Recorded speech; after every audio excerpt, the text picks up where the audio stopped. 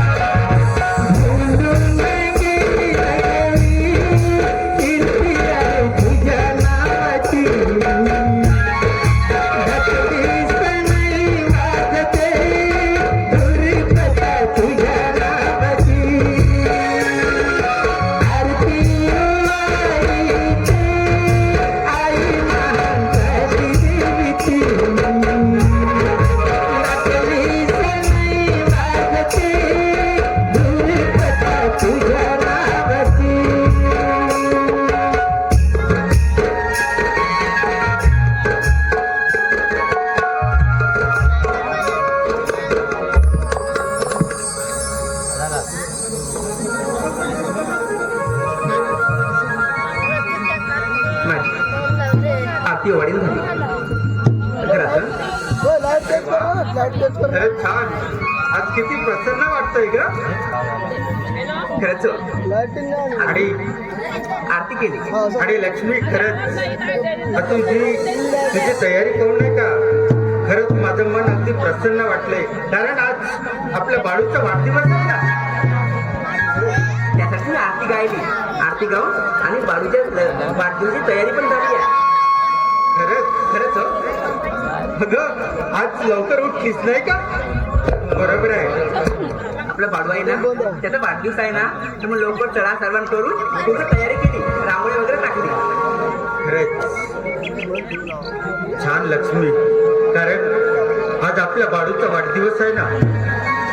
अगं अगदी ताना असतानाच तो कडेला पडून होता तेव्हा तूच म्हणाली होतीस ना हो याला आपल्या घरी जाऊन याचा सांभाळ करून म्हणून. हो पण ही गोष्ट बाळूला सांगायची नाही बरं का? अगं नाही पण त्याला सरप्राईज देऊ आपण. त्याला सरप्राईज द्यायचा होय सांगायचं नाही हा. आणि मग अगं हे लक्ष्मी मी बोलता बोलता विसरून गेलो. आणि खरंच माझा परिचय म्हणजे मी राम गाडवे. मला 3 मुलं. एक मोठी मुलगी म्हणजे ती एका मुलीला जन्म देताच देवाघरी निघून गेली.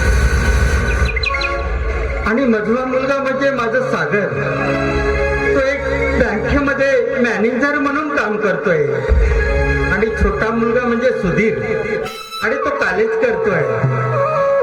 माझा परिवार तसा खूप आनंदात आहे खूप मजेत आहे. आणि लक्ष्मी तुला सांगू अगं या आपल्या सुखी संसाराला कुणाची गालबोट तर लागणार नाही ना.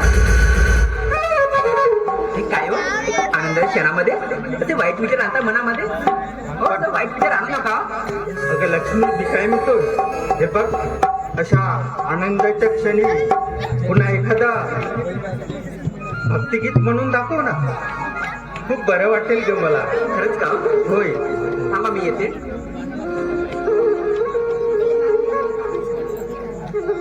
खरंच देवा परमेश्वरा अरे हा माझा सुखी संसार असाच चालू दे. खूप खूप आनंदात आहोत मी, खूप मजेत आहोत. आणि कदाचित आमच्या या सुखी संसाराला कुणाची दृष्ट लागू नये म्हणून हे लक्ष्मी ती आपल्या संसाराची दृष्ट काढून टाक ना. खरंच आपल्या सुखी संसारामध्ये कुणाची नजर लागाव नाही. माझ्या घराचं गोकुळ झालं, मला आनंदाने न्याले. माझ्या घराचं गोकुळ झालं, मला आनंदाने न्याले. जशी अमृताची धारण माझ्या सोन्याचा संसार. राजाराणीचा दरबार माझ्या सोन्याचा संसार. राजाराणीचा दरबार.